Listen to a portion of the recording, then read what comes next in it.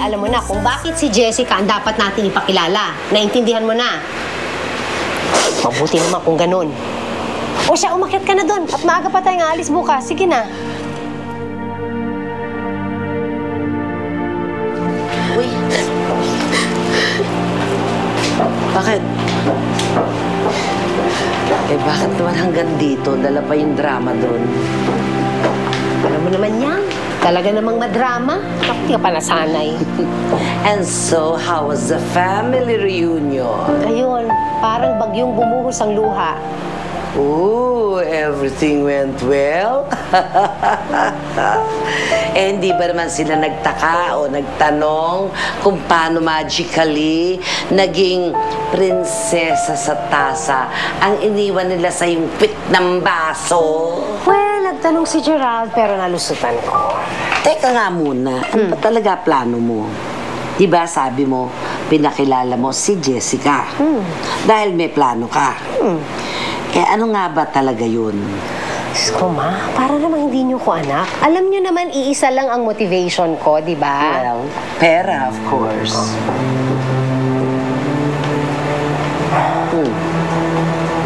Ngayong hawak ko na si Jessa, I can make Gerald do anything. Inagaw ni Rhea ang lahat sa akin nung pinakasalan siya ni Gerald at hindi ako. Kaya babawiin ko lahat ng dapat ay sa akin. At gagawin ko yun sa pamamagitan ni Jessica. Mark my word. Hindi pa rin ako makapaniwala na nakilala mo na yung mga tunay mong magulang. Ako rin naman eh. Hindi ko na nga gustong makilala pa sila.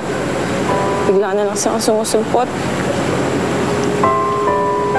Alam mo, Jessa, kung napaaga lang siguro yung pagkakakilala ninyo, hindi siguro nangyaring sa inyo ni Edward, no?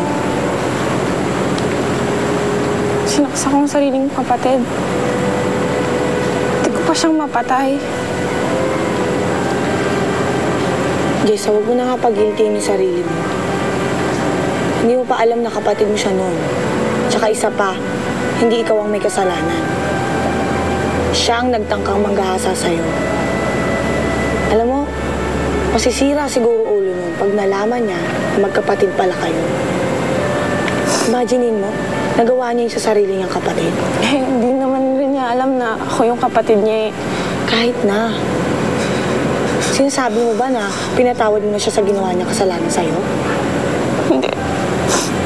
Mali pa rin yung ginawa niya. Yun, tama.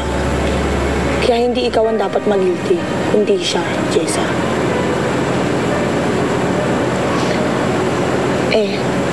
Paano nga pala yan? Nakilala mo na yung mga tunay mong magulang, pero kailangan mo pa rin magpanggap sa kanila.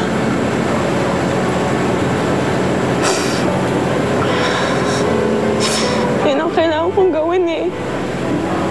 Dahil sinusumpa nila si Jessica. Yan lang ang paraan para makasama ko sila. Para makapiling ko ang pamilya ko.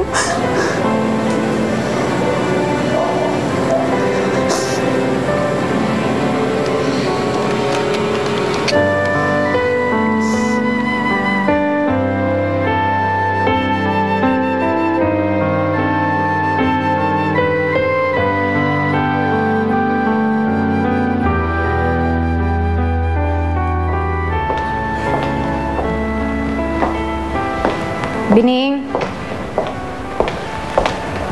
Bining? Bining?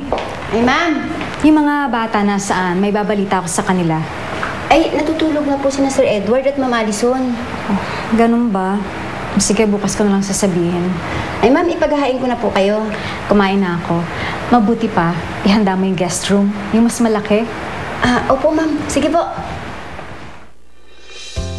Starting tomorrow, makakasama ka na namin, Jessica. Hindi ko yata magagawang matulog sa paghihintay sa'yo, anak.